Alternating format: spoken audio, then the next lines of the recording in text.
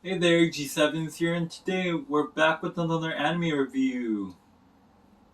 And here we have again my trusty editor, Kosu. and today we're talking about what are we talking about? 7 high school prodigies have it easy, even in another world. This anime, if you think of all the smartest character, nah, dude. It, if it comes to this anime, like those characters are nothing, dude. Like they're absolutely nothing. So basically, we have Tsukasa, the youngest president, Yeah. and then we have Ringo, the most genius inventor of the whole world. We have Shinobu, she's the best reporter and she's a ninja. We have Kaine, she's the best medical girl in the whole world. Yeah, in the whole And then world. we have Aoi, the best samurai in the whole world. We have Akatsuki, Greatest magician. the greatest magician who looks like he's actually 8. And we have Masato. Masato's like the richest dude in the whole world. He owned like 30% of the world's profit or something. Like, Damn, business. He's wealthier than Elon Musk and Jeff Bezos both combined, dude. Yeah, dude. Like, Did these I guys are miss anyone? insane. Like we mentioned earlier, think about 7 of the top anime students, like the best of the best, otherworldly powers. They were all on the plane trip together, and then they got isekai to a new world, and now like they landed in like some poor village where like everyone tries to scam or rip off for materials. So what they do is they basically use their talent. Each one of them have a unique set of skills, and they try to like rebuild their own country, sort of. Yeah. And apparently, there's this one elf girl named Lyrule, and I think she had this prophecy that like 7 heroes would save the world, but she didn't know these were just high school talent. I mean, high school prodigies with like otherworldly talents that came. So throughout the series, we see them start. I'm gonna use the word conquering. They start conquering other lands and kind of like joining other nations, so they expand their own country by connecting everyone else's. And eventually, this led to conflicts with other. Obviously, there's gotta be nations that disagree with our prodigy. I'm gonna call it the Prodigy Nation. Yeah. So other nation, there's this one fiery dude who's like he's a tyrant who likes money and wants everyone's money to build like a gold statue. Kind of cliche, right? He gets kind of blown up. Yeah. But he dies, but he doesn't die. That's one way to describe it. He dies, but somehow he comes back and he looks like a monster. And somehow Tsukasa, the prime minister dude, he kind of shoots him in the head and he actually dies for real this time, I guess. So, right before he dies, he kind of sees through Tsukasa and says he's not really prime minister material, and that Gustav met someone like Tsukasa, but Gustav said he can't even be compared to that guy. Yeah, that's the gist of it. Let's move on to the pros. Alright, go ahead. What do you like about it? My pros are like really simple. Like you said before, they have unique specialty that they're used to, and like when they used it in the other world where there are poor countries and like they're helping them rebuild, I really like that concept, and the growth of the country and the growth of them actually adapting to the new environment was pretty cool, and like you get to enjoy like every one of them gets a screen time, which is really good as well. Like it's not just about one character. It's about all seven. They bring entertainment to the table with their unique personalities. The pros, like I just love. I just love all the characters. They're like trying to create a new country that doesn't fight. You may think of it as Obito Uchiha from Naruto, but not as extreme. Goal is not to just go home. Their goal is to like after they leave, like the people there can live peacefully. I know it's kind of like cliche that in every isekai it's like okay before I leave I need to make this world a better place. That's what I liked about it. So, what about you? So hold on, let me get my board of pros. So like I said, like you mentioned earlier, for the pros, I like how each prodigy they have a unique set of skills. Not every prodigy they have the same skill set. Yeah, they don't overlap. They don't overlap. Each one they rely on someone else to help them. Yeah. Tsukasa he relies on Ringo for technological improvements or for making like a bomb, for example. Everyone relies on each other's. Another thing I like about this anime is the prodigies that came into the world. They don't gain extra powers or any like extra fantasy power or fantasy skill. Yeah. Like They don't get bumps. they don't immediately like learn to pick up magic skills like any other anime. Yeah. These people they came in with their own set of knowledge basically. And skills, yeah. Yeah, and they try to make the world a better place with their own set of skills. That's what I like about it. Moving on to the cons now. Right now I can't think of anything, but like I know like this anime isn't perfect, and I know that there's something I didn't like, but like the good part, the pros covered up for the cons. You know what I'm saying? It's like you watch the bad episode and the next week's episode is so good, so like you forget about you not completely forget about the recent episodes. I mean the past episodes, but you kind of sometimes forget it. So I think the cons I forgot about it because of the pros. So so I can't tell you right now. So I'm sorry, but what about you? I have my only con for this anime is, you know how these 7 prodigies they came from, let's call it a real world, and the world they transported to, let's call it fantasy world. So they came from the real world to the fantasy world, but their unique skill set kind of pushes the boundaries and limitations of what a human can do.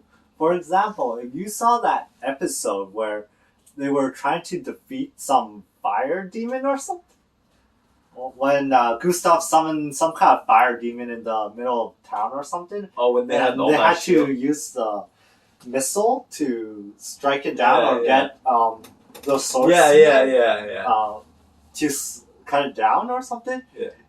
First of all, how fast does a missile go? I'm pretty sure no matter how fast anyone runs, for example, triples the speed of the fastest person alive right here. I call that the swordsman's like maximum speed, or even 5 times. I'm pretty sure you can't outrun a missile. Secondly, like, didn't she just try to like slow down a missile and then change its trajectory midway? That's you know how heavy that is? To add on what he's saying, it's like the realistic is really good, but they're actually pushing it a little bit too far. Even Akatsuki, when he made the entire pillar disappear or something, I can get past him flying. Yeah, like magicians, they use some kind of like fish line wire that's invisible to the naked eye to make that flying effect. But when you make an entire monument disappear, that's when it like kind of pushes the boundary a little. Like you completely transferred something that weighs like at least a ton to disappear. And also, what's her name? Kaine, the nurse. Yeah. You know how she said she was gonna modify the guy's brain or something? She just took out a hacksaw and kind of like, probably just cut it off or something. Yeah. I'm pretty sure without any kind of anesthetics, the guy's gonna die. That's what I kind of didn't like about the anime. They push the boundaries a little too far. Oh yeah, and another thing about this Kaede thing, like she is a nurse, right? And all nurses have like medicine, but how does she get more? It's like it doesn't make sense to me. It's a different world, but like she can work with maybe something she found in the other world. Yeah, that makes sense, but making something that fast on the fly is really like unheard of. As you guys know, it's Corona right now. It's been like a year or so, and then now we get like some kind of vaccine, but it's not 100% safe, I guess. So like having infinite medicine supply, it doesn't really make sense. Like it didn't really make sense to me. Like I know she's a prodigy and everything, like, but she didn't go through any trial testing. Scientists makes medicine and vaccines, but like she could do that on the fly. Yeah, that's pushing it a bit too far. Yeah, so I guess I do have some negative things. And like Ringo, the technology girl, she had to mass produce some shields. Yeah, she's like way too smart. It's like, and like to get electricity in another world, that's insane, dude. I don't know about you, but like getting working electricity in like a non-electronical world, it's kind of insane. So yeah, she's 13 and like she can make electricity out of thin air. Like I think she used airplane electricity. I'm not quite sure about that, but I think she used airplane electricity first, and then she made an adjustment to make the electricity last longer. But like that's still, I know like this anime wants to be creative but realistic.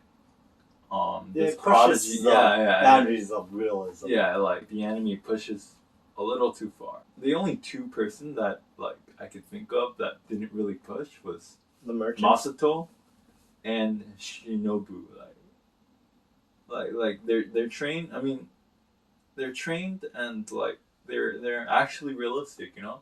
Yeah. Masato is like buying. He knows how to do the trading stocks. Yeah.